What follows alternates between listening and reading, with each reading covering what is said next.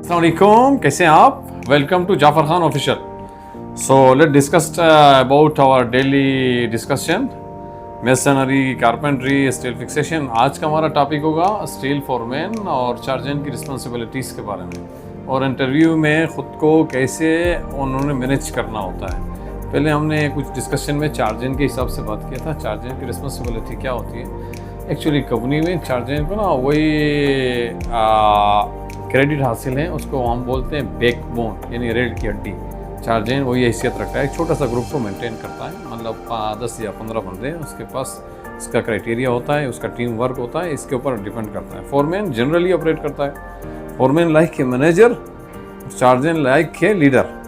तो इसमें दोनों में डिफरेंसेस ये आ गया. तो डिफरेंसेस का मतलब ये होता है, लीडर जो होता है हमेशा मतलब अपने टीम के साथ होता है, और फोरमैन जो होता है वो जनरली ऑपरेट करता है, मतलब टॉप कोऑर्डिनेशन से लेके लोअर कोऑर्डिनेशन तक.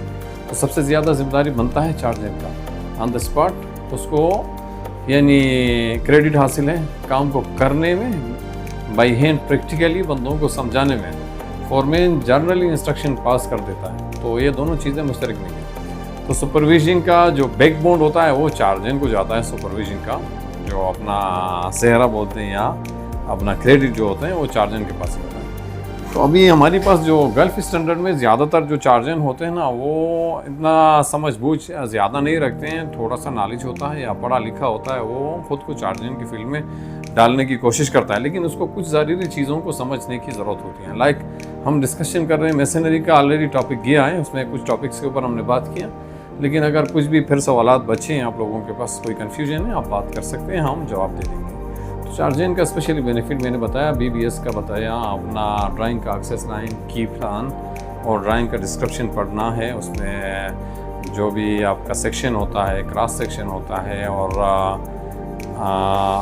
लॉन्ग टर्म, और आपके पास जो होते हैं ड्राइंग के हिसाब से स्टील का हॉरिजॉन्टल बार, वर्टिकल बार, उनको समझना, आइटम कोड, बार कोड, ये चार्जन को समझ आना चाहिए. इंक्लूड SSL लेवल, जिसका मैंने बताया भी है, तबसीरे में है, हमारा पहले विलाग में शामिल है. तो चार्जन के अलावा उसके बाद फोरमैन की रिस्पॉन्सिबिलिटी क्या बनती है? साइट के ऊपर आएगा.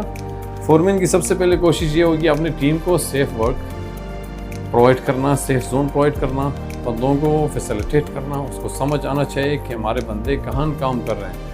परमिट के इश्यूज़ होते हैं आजकल गल्फ कंट्रीज़ में, तो उसको समझने की ज़रूरत है. रिसीवर की क्या रिस्पॉन्सिबिलिटी होती है? फोरमैन एज ए रिसीवर होता है, उसको समझ आना चाहिए. और परमिट इशूअर कौन होता है, उसकी रिस्पॉन्सिबिलिटी. कभी कभी फोरमैन को इशूअर के ऊपर भी काम करना होता है, यानी एज ए इशूअर फोरमैन को काम करना पड़ता है, लेकिन उसको समझने की ज़रूरत होती है किन किन चीज़ों का ख्याल रखना होता है फोरमैन को. ये ज़्यादा ज़रूरी डिस्कशन है, तो हम इसके ऊपर ना थोड़ा थोड़ा करके हर टॉपिक के ऊपर बात करेंगे, लेकिन एक दिन में सारा टॉपिक को हम क्लियर नहीं कर सकते.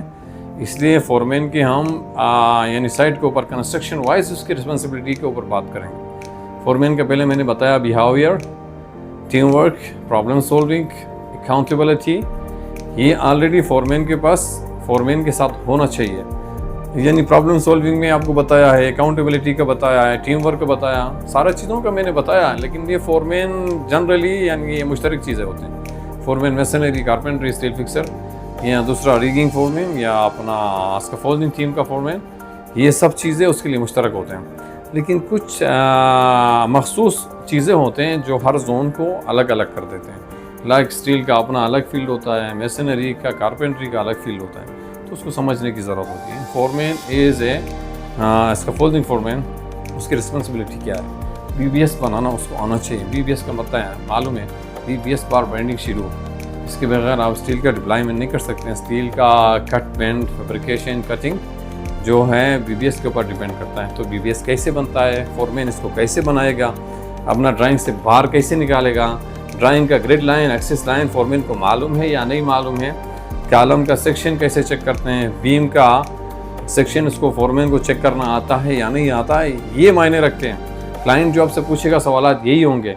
आपके पास एडिशनल बार होते हैं, B1, B2, यानी T1, T2 या T3 या एडिशनल बार तक जो भी जाते हैं स्टील का, टॉप और बॉटम बार. इसमें आपको SPC क्यों दिया जाता है, इसका स्पेस कितना होना चाहिए स्टील टू स्टूल, और कवर का क्या मतलब होता है, एग्जिस्टिंग टू इंटरनल, यानी शटर के फेस से अंदर स्टील को जो आएगा हम उसको क्या रखते हैं, कवर बोलते हैं. स्पेस किसको बोलते हैं, SPC. जो शॉर्ट लैंग्वेज में हम यूज़ करते हैं SPC यानी स्टील टू स्टील, जो आपका स्पेस बन जाता है यानी ओपनिंग बन जाता है, उसको हम बोलते हैं SPS यानी स्पेस। तो ये दोनों चीज़ें मुश्तरक नहीं हैं। एक एग्जिस्टिंग टू इंटरनल को आएगा, एक इंटरनल टू इंटरनल यानी स्टील के अंदर से अंदर जो डायमेंशन होता है, जो जाली बनाते हैं ना, उसके अंदर वाले को हम क्या बोलते हैं? स्पेस। तो कवर जो होता है एक्सटर्नल फेस में आता है, यानी कंक्रीट के कवर रखने के लिए हमें स्टील बाहर नज़र ना आए कंक्रीट फिलिंग के बाद। ये फोरमैन को मालूम होना चाहिए, इसके ऊपर फोरमैन को 100% फोकस करना चाहिए। तो क्लाइंट को जवाब देने के टाइम भी ये दो चीज़ें पूछेगा, what is the difference between space in cover, तो आपके पास जवाब होना चाहिए। इतना थोड़ा बहुत इंग्लिश भी आपको समझ आना चाहिए। आपने टाइम शीट कैसे फिलिंग करना है, रीड एंड राइटिंग आपको मालूम होना चाहिए। अगर डिप्लोमा नहीं भी है डजेंट मैटर, लेकिन आपका एक्सपीरियंस होना चाहिए। पढ़ने का और लिखने का तजुर्बा होना चाहिए, मतलब तालीम कम से कम मैट्रिक होना चाहिए, मिडिल भी होना चाहिए। लेकिन अगर मतलब आपने 14 जमातें भी पढ़ी हुई है, लिखना नहीं आता है, तो उसका बेनिफिट नहीं है। तो इसका मतलब ये होता है आपके पास दो फील्ड होना चाहिए, प्रैक्टिकल ओके टेक्निकल, दोनों चीज़ों में अगर आप इम्पोर्टेंट हैं, आप प्रोफेशनल हैं, तो कोई बंदा आपको प्रमोट होने से, तरक्की करने से नहीं रोकता। आप क्लाइंट को भी जवाब दे सकते हैं, एक्सप्लेनेशन दे सकते हैं। ज़रूरी नहीं सवालात यही पूछेगा, लेकिन जो भी सवालात होगा वो स्टील के हिसाब से स्टैंडर्ड के ऊपर सवालात होंगे। क्लाइंट जो होगा ना, बेटर क्लाइंट, जिसको अपना काम का तजुर्बा होता है, वो स्टैंडर्ड के सवालात पूछेगा।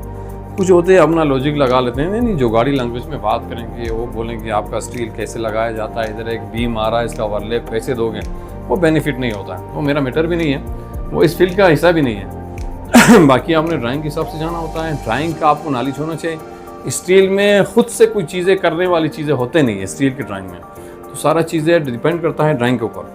ड्राइंग को कैसे समझना है और आपने फैब्रिकेशन कैसे करना है, स्टेरअप्स बनाने होते हैं। आप बार का तो ऑलरेडी शेड्यूल आइटम कोड या बार कोड से निकाल लेते हैं, कभी कभी साइड के ऊपर आपको मैनुअली काम करना पड़ता है, यानी रिंग्स बनाने होते हैं, जिसको हम स्टेरअप्स बोलते हैं इंग्लिश में, अपना मकामी लैंग्वेज में आप रिंग बोलते हैं। तो उसका कट लेंथ कैसे निकाला जाता है और इतना रिंग बनाने के लिए आपको स्टील कितना चाहिए होगा, इसके ऊपर एक शॉर्ट वीडियो भी हम अपलोड करेंगे और आप लोगों को समझाएंगे उसका फैब्रिकेशन कैसे किया जाता है, या कट लेंथ कैसे निकाला जाता है, उसका कुलिया क्या है, इसके ऊपर सारा हम डिस्कस करेंगे हमारा नेक्स्ट ब्लॉग में।